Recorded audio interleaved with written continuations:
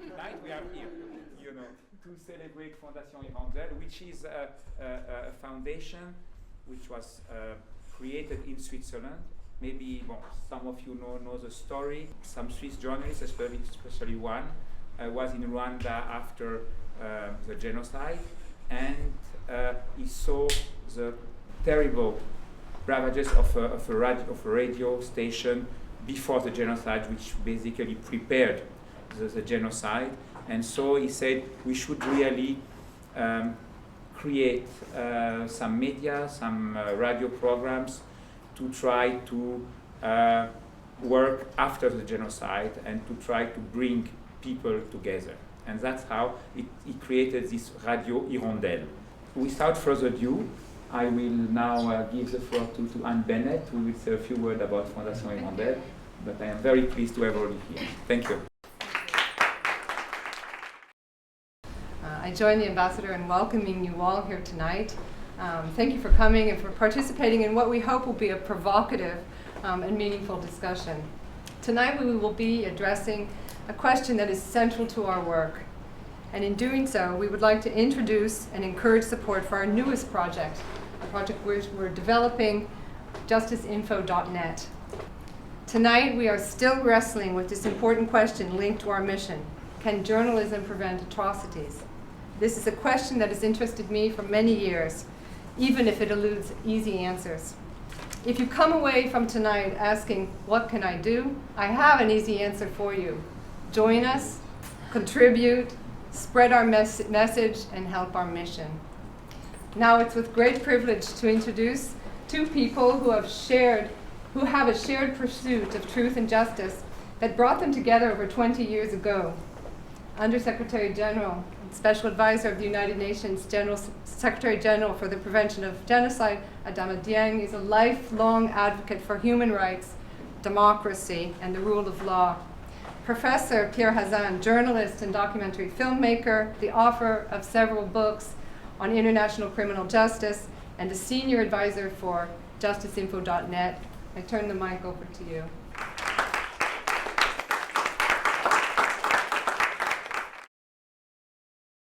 Let me pay from the outset a tribute to one man among those who founded Hirondelle. That is Philippe Dahinden.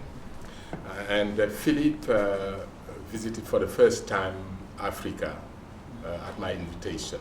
I said, Philippe, do you have a credit card? He said, yes.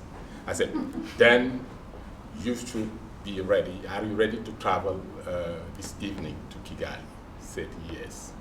I said, okay, come to my office. I was just near the airport. So he came, I gave him the ordre de mission. I gave him a message or letter to be handed to President Habyarimana. When he arrived in Kigali, Alphonse Nkubito, the prosecutor general, had already arranged for him to be welcome. He gave the message to President Habyarimana, and the people were released. Philippe is among those who, in the very early days, understood how important the media could play a role in preventing atrocities.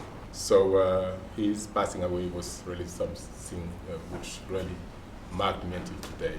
He was a great man, and I think whatever we can do to assist Hirondelle, we should, because that will be the best way to really honor the memory of Philippe Dahinden. Exactly 20 years ago, the genocide was still happening day after day as we speak. I mean, 20 years ago, just for 100 days. And both of us, in different capacities, witnessed the aftermath of a genocide. You as a key player of international justice, and me as a reporter. Both of us know very vividly how difficult it is to install a dose of justice in this difficult process of reconciliation. And I would like you to share with us maybe an emotional and intellectual pivotal moment you had when you were in Arusha, which also became a lesson that you are applying today in your work. One important element is that justice is key to reconciliation. There can be no reconciliation without justice. We have to bear in mind that today accountability issue is at the heart, and that is where you, Hirondelle, also can play an important role as well. And that is why I did not hesitate a second when I heard that you were planning to launch this project, Info Justice Net, because this is something which is really needed. It is desperately needed.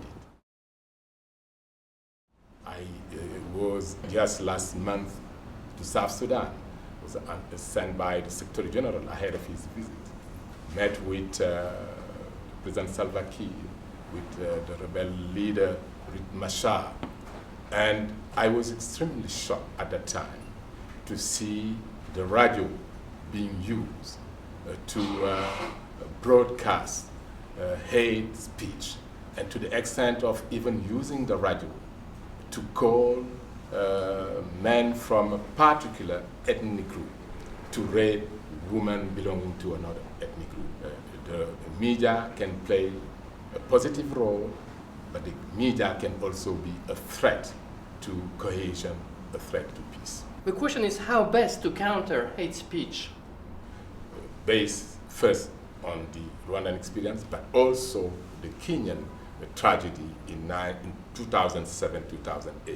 My office decided to develop last year a policy paper around the issue of hate speech, particularly in countries which are, I would say, under democratization, but not only those countries. Hate speech is growing even in Europe.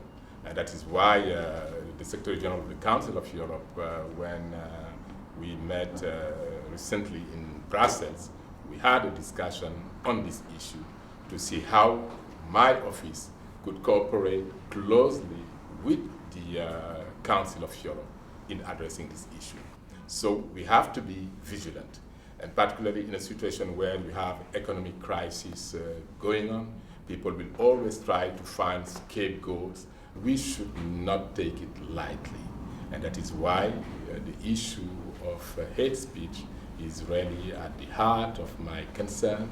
Your initiative is timely, and we hope that you will make a great contribution in curbing this current violence through radio media and by strengthening the professionalism of journalists.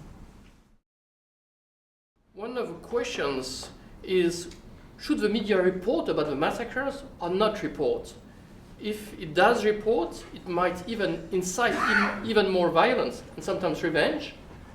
What is important is to report accurately the facts.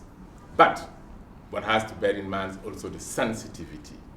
There are situations where you may, through an accurate report, create a situation which will lead to tragedy. So how to strike the balance? There have been some ideas floating around to create some kind of monitoring regarding hate speech and with naming and shaming. Do you think that would be a good avenue to be explored? The Security Council itself is considering to impose sanctions on those journalists who would take part in broadcasting hate messages. But monitoring doesn't mean censorship. Let's make it very, very clear. I mean, one thing is monitoring, and you do it, people know that this is something which is not allowed. If you do this, you will face this sanction. The problem is most of the time with the political leaders who are manipulating the journalists, who are manipulating the media. That's why we have to regulate in a very professional manner the profession of journalists. And that's why I said, let's make sure that we come tomorrow with a common understanding of really what role the media can play in preventing not only conflicts, but also in preventing atrocity crimes. We need, once again, to really put more emphasis on education. I think we need to start even at the youngest level.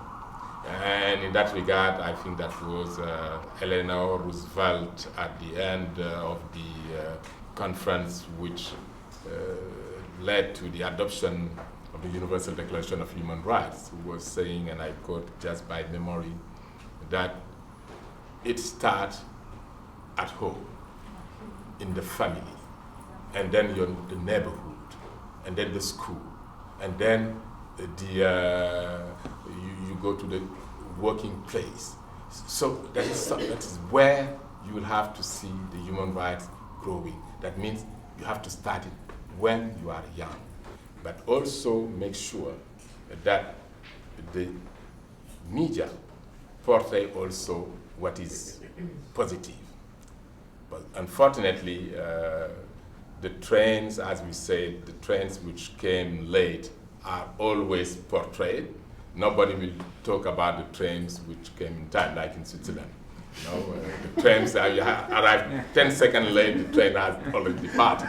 You know, so it is extremely important that we find also a way to have to develop a new journalism, which will be part of what I call spreading the positive message. Well, I think on that very positive note, maybe we'll wrap up. Thank you very much. Thank you, Pierre, as well.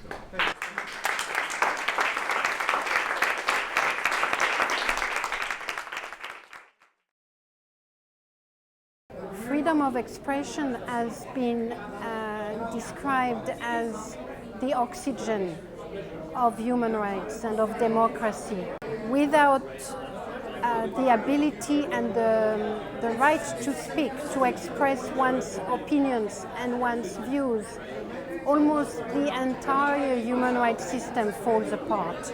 This is why initiatives like Radio Hirondelle and any other initiative that seek to professionalize the media and strengthen their independence from political parties, these kind of initiatives can play a fundamental role in reducing tensions, in providing people with unbiased and accurate information, and ultimately in ensuring that the population is well informed and does not use violence to address any kind of problems or ill feeling that they may have. You know, in the different cases we have worked on in The Hague, we see that hate speech by political or military responsible has been one of the main incentives for the commission of crimes. And in those countries, there was no media to react on those kind of hate speech, or media was so much controlled by the different regimes that in fact there was nobody having a critical reflection or a critical look at those hate speeches. So having an organization building capacity on the ground is extremely important. I remember when I worked at the International Criminal Court and I had my first mission to the DRC, was the first time ever I went there. I was very pleased to have Radio Okapi there, also financed by a Swiss NGO, to have an independent interlocutor where I was sure the information I was giving was passed correctly to the different people in the country. The network which is now put in place is, I think, the best guarantee for the broader public, first of all, to receive accurate information, for the international community to have persons to rely on, and as international prosecutors or international community trying to work on accountability and to bring justice to a region, having a trusted partner in the media world, I think is very, very important. Tonight was important because, you know, it's really after 20 years of covering information in conflict zones, the question remains, how do society live together after there has been massacres and division and fragmentation of the society? And transitional justice is about finding solutions for people to live together. When Hirondelle comes into a country, very often it has to create the media, because the media that meets the criteria of independence, of offering the journalists the right framework to work, does not exist. We do the ice-breaking work, and then we work with local partners, sharing our values, sharing our know-how, and building that community of professionals that believe the media has a role to play in the society to foster democracy, to foster development, and to make sure that everybody has a voice.